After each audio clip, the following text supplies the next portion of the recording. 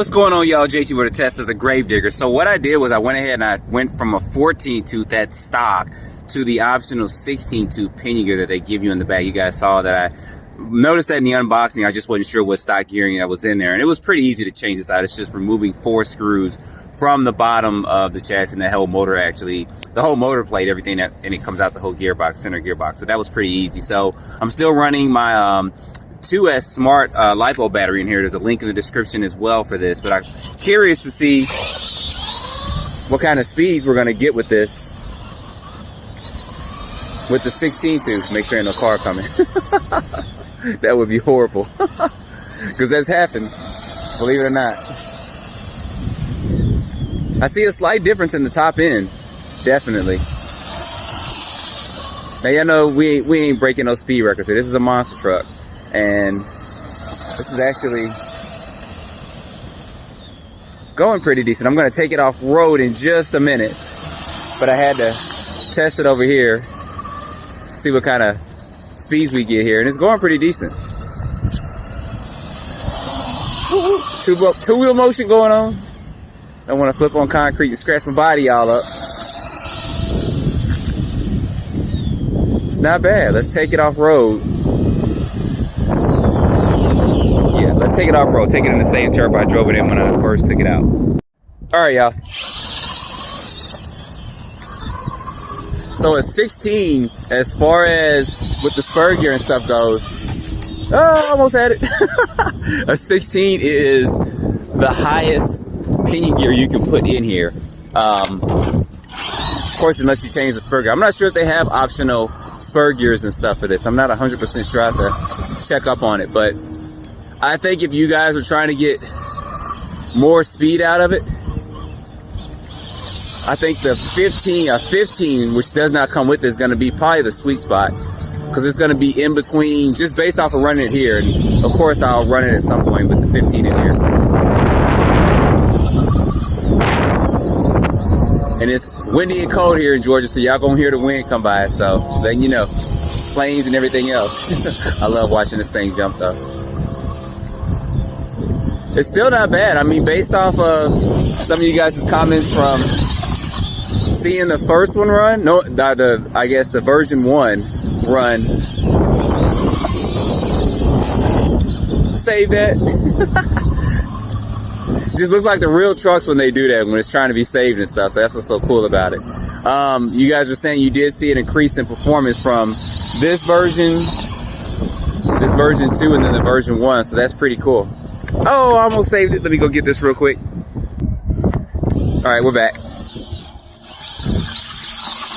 So for me, I'm going to go ahead and put this out there. This reminds me of when I was a kid, and back in the days of brush cars. Of course, they were brushed in the mechanical speed controllers and stuff, and you just took it out and you just had fun in this type of area with it.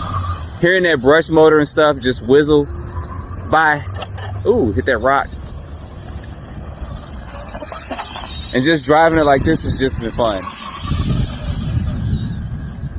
It's like after I filmed a couple of days ago the other day, I still drove it a lot more, so I was just enjoying it. And kind of just for me brought back childhood memories of breaking out a truck and just driving it and just hearing that motor. So I'm glad that people are still doing brush motors in cars, because not everything has to be brushless. I mean, of course, I'm going to add brushless to this to show you guys how it's going to perform with a brushless motor, and then I'll do some minor modifications. But stock out the box for a kid, even putting the 16 in here is going to be fine. I mean, they're going to get plenty of enjoyment out of this. Oh, almost caught it.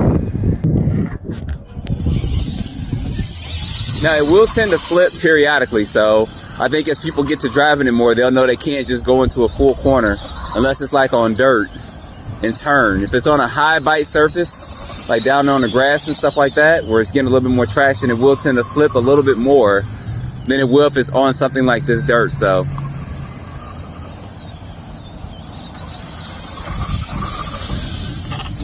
I caught that.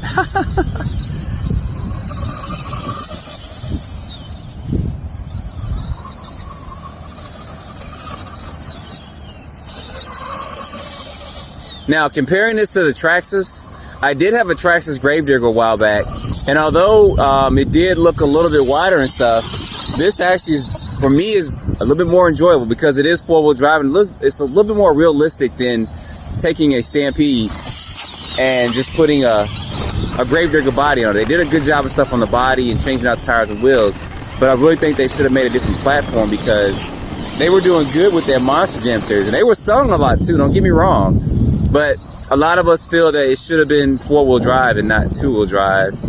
But I understand budget constraints and everything else they're doing there with that, so and I'm thank God I'm flipping here on dirt and stuff and not on concrete. I sure don't want to tear this body up.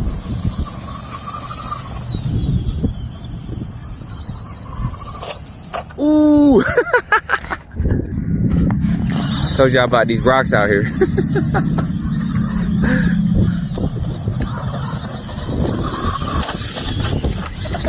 There we go.